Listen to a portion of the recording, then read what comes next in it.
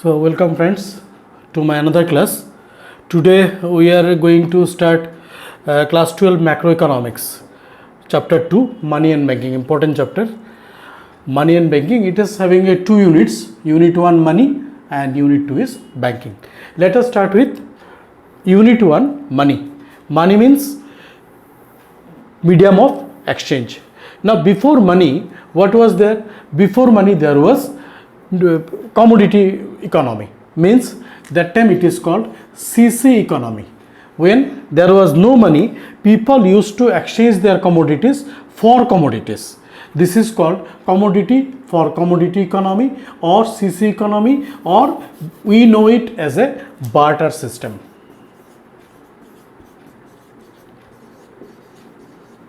This was in ancient period. When there was no paper currency, no money was there, people used to exchange their commodities for commodities. This is called barter economy or barter system. Okay. Nowadays, now money means medium of exchange. Anything which can be used as a medium of exchange, this is money. It may be currency note, it may be credit card, it may be ATM card, it may be check, draft. These all are treated as money because all of this having the power of medium of exchange. Now money having two basic function. One is primary function, another is secondary function. Earlier also we learned that money having the power of remove all the problems of barter system. So first, primary function. Primary function, there are two primary function. One is medium of exchange, another is measure of value.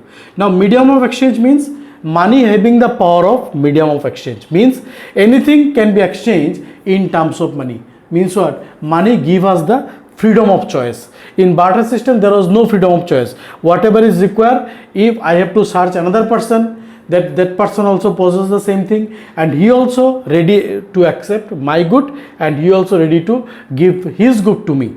But in money system there is no need of this type of searching, because whenever I have a good, I can easily sell it in the market and I can purchase another good by using that money.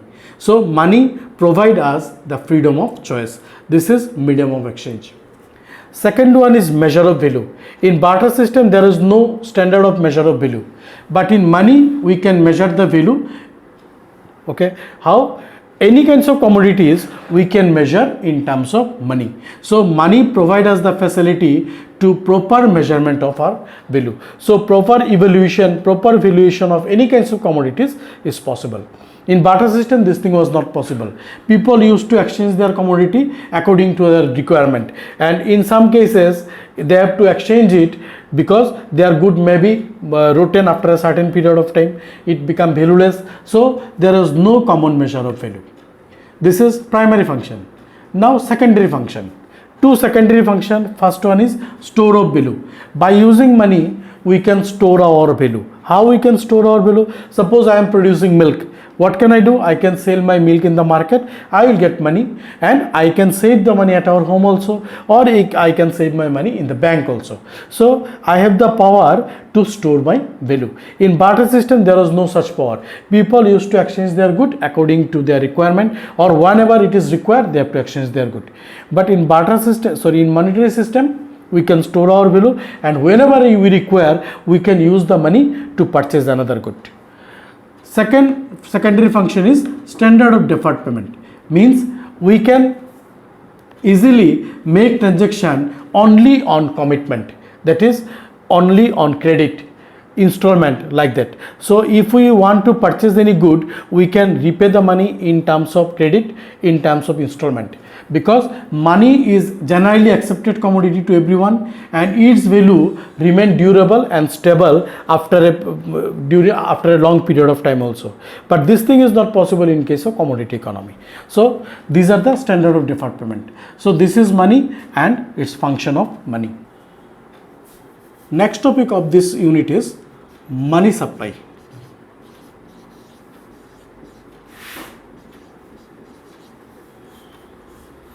Money supply. Money supply means how much money is circulated in the country at a particular point of time. Point of time. Remember it. So it is a stock concept, not flow concept. Stock concept means those items which are measured at a particular point of time. This is stock concept. A flow means which are measured during a period of time. So money supply is a stock concept because money supply is that quantity of money which is circulated in a particular point of time in a country. This is money supply. Now how we can measure money supply? Money supply is measured by Reserve Bank of India. How? By using 4 measures. First one is called M1 measurement.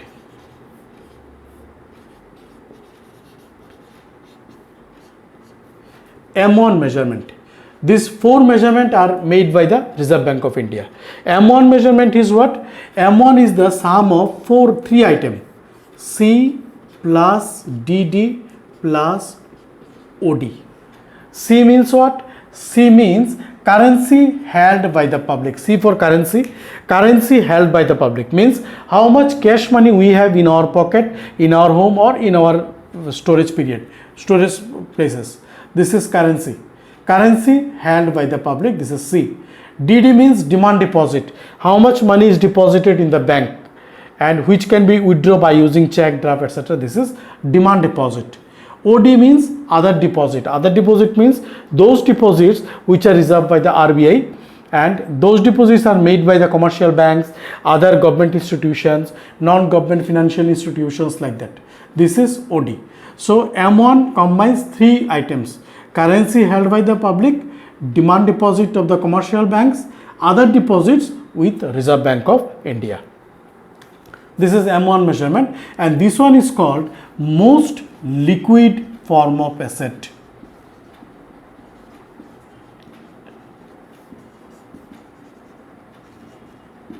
Most liquid form of asset. Why most liquid? Because this money we can easily use according to our requirement. So this is called most liquid form. Second one is M2 measurement.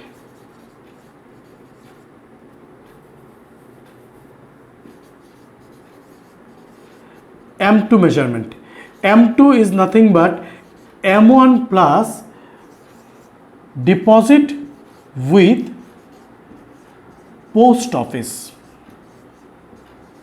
savings bank. Okay, post office is not actually bank. It is treated as a bank because of why? Nowadays people can deposit their money in the post office also. In the remote areas where there is no bank, post office is there. So people can deposit their money in the post office also. Now along with the M1 measurement, that is C plus DD plus OD, if we include deposit with the post office, then we will get M2 measurement. This is not so much liquid like M1 because deposit with the post office we cannot withdraw according to our requirement. After a certain period of time, we can withdraw the money from the post office. Okay, post office is not treated as a pure bank because bank having 2 functions. We will learn it in the banking unit. First function is accepting deposit, providing loans. In post office we can only deposit money, but we cannot take loan from the post office. So post office is not the pure bank. It is a financial institution, we can say. This is M2 measurement. Third one is M3 measurement. M3 is what? M3 is M1 plus. Don't mistake, it is not M2 plus. M1 plus net fixed or time deposit or term deposit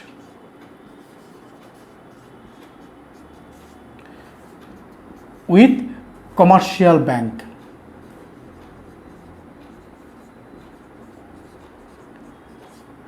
This is M3 measurement. So M3 is M1 plus this 3 plus net fixed deposit, time deposit or term deposit with the commercial bank. Fixed deposit means those deposit which we keep for certain period of time in the bank and we cannot withdraw the money before the maturity period.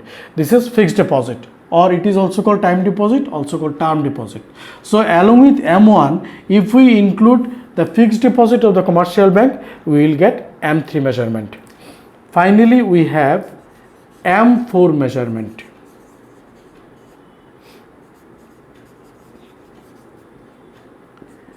M4 is what? M4 is equal to M3 plus. Now not M1 or M2 plus. M3 plus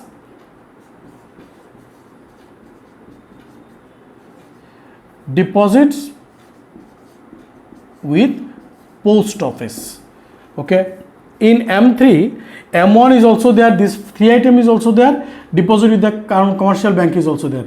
Only left is which one? Post office. So along with M3, if we include the deposit with the post office, we will get the M1, M4 measurement. This is final measurement of money supply.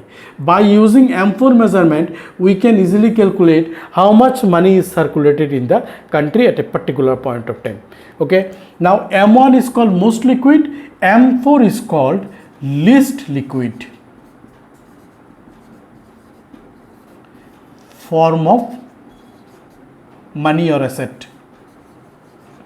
Okay, why least liquid? Because in M4 two items are there, deposit with the post office and fixed deposit with the commercial bank. These two deposit we cannot withdraw according to our choice or requirement.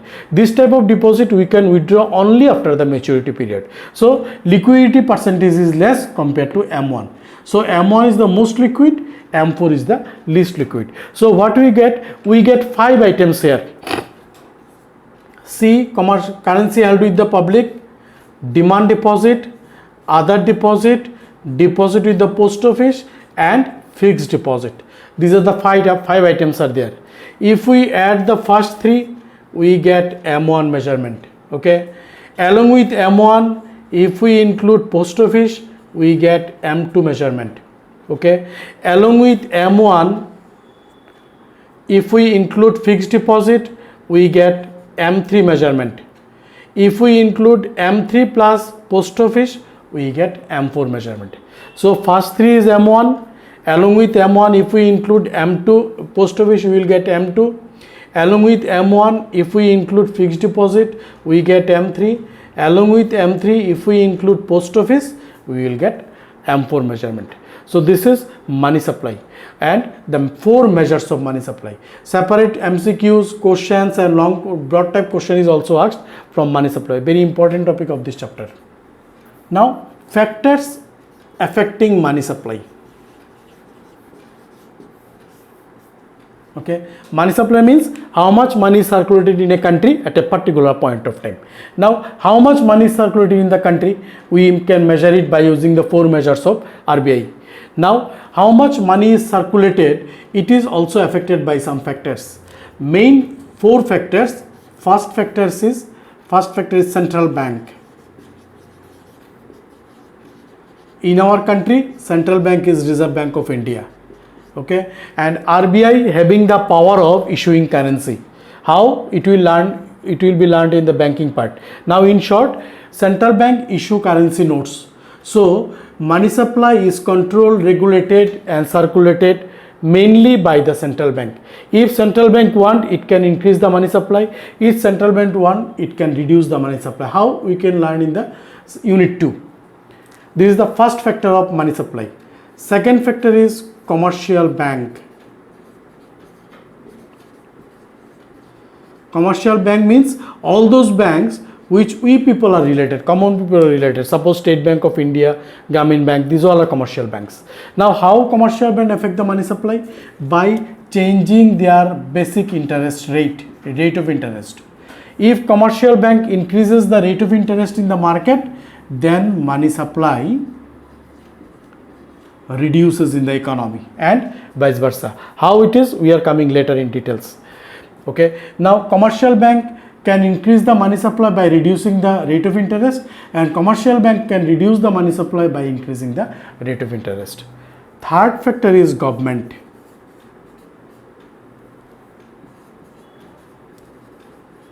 Government also can influence the money supply. Through how? Through government having 2 important instruments. One is tax, another is government expenditure. Okay, if government charges more taxes, then money supply in the economy reduces because people have to pay more tax to the government. On the other hand, if government reduce the tax rate, then money supply will reduce because people will have more money in their hand. Their disposable income will increase. Government expenditure, if government spend more money, then there will be more money supply because when government spend money, people get income. their income increases, means money supply also increases. If government reduces its expenditure on various development and productive activities, that time money supply also fall in the economy. Fourth factor is volume of trade or business activities. Okay, it is direct relation with the money supply. If there is more trade activities in a particular area or country, then there will be more money supply. If there is less business activities, less money supply. For example, village and town. In town areas or city areas or urban areas, what happen? Money supply is more because business activities is also more. But in rural area, business activities is less, so people having less money supply in their hand. So these are the four factors which affects the money supply of the country. So these are the main four topics of money.